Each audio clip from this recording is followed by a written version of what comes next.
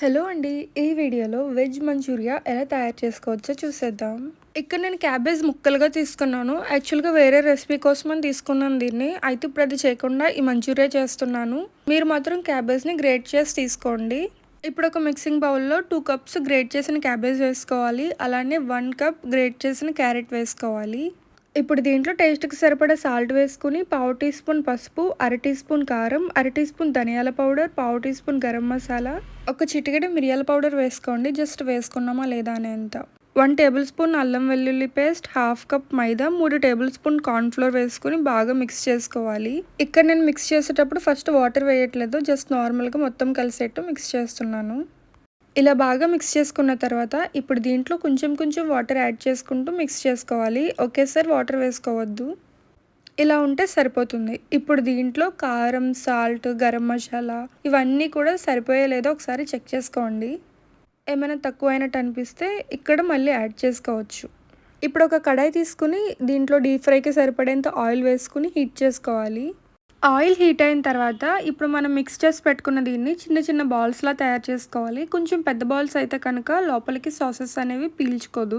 కాబట్టి కొంచెం చిన్నగానే తయారు చేసుకుని ఈ ఆయిల్లో వేసుకుని ఫ్రై చేసుకోండి. గోల్డెన్ బ్రౌన్ కలర్ వచ్చేంత వరకు ఫ్రై చేసుకోవాలి. నేను క్యాబేజ్ని ముక్కలుగా తీసుకున్నాను కాబట్టి ఇవి ఇలా కనిపిస్తున్నాయి. సో ఈ కలర్లోకి వచ్చిన తర్వాత ఒక ప్లేట్లోకి తీసుకోండి.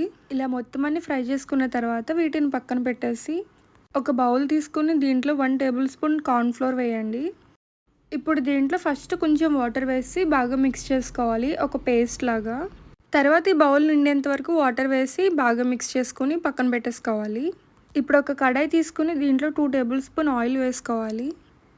ఆయిల్ హీట్ అయిన తర్వాత 3 పచ్చిమిర్చి ముక్కల్ని ఇలా కట్ చేసుకుని ఇందులో వేసుకోవాలి. ఒక మీడియం సైజ్ ఉల్లిపాయలో సగం ముక్కని తీసుకుని ఇలా ముక్కలుగా కట్ చేసుకుని వేసుకోవాలి. ఒక టేబుల్ స్పూన్ అల్లాన్ని, ఒక టేబుల్ స్పూన్ వెల్లుల్లిని చిన్న చిన్న ముక్కలుగా కట్ చేసుకుని వేసుకోవచ్చు. బట్ అవి నా దగ్గర లేదని ఇలా అల్లం వెల్లుల్లి పేస్ట్ 1 టేబుల్ స్పూన్ వేస్తున్నాను. ఇలా ఈ 3 వేసిన తర్వాత కొంచెం ఫ్రై చేసుకోవాలి. ఇలా ఫ్రై అయిన తర్వాత దీంట్లో చిటికెడు పసుపు, 1 టేబుల్ స్పూన్ కారం, 1 టేబుల్ స్పూన్ గరం మసాలా, టేస్ట్కి సరిపడా సాల్ట్, చిటికెడు మిరియాల పౌడర్, 1 టేబుల్ స్పూన్ జీలకర్ర పౌడర్ వేసి ఒకసారి బాగా కలుపుకోవాలి. ఇప్పుడు ముందుగా ఒక బౌల్లో కార్న్ ఫ్లోర్ని వాటర్ని మిక్స్ చేసి పెట్టాం కదా, దాన్ని ఒకసారి బాగా కలుపుకుని దీంట్లో వేసి ఇవన్నీ కలిసేట్టు కలుపుకోవాలి ఒకసారి.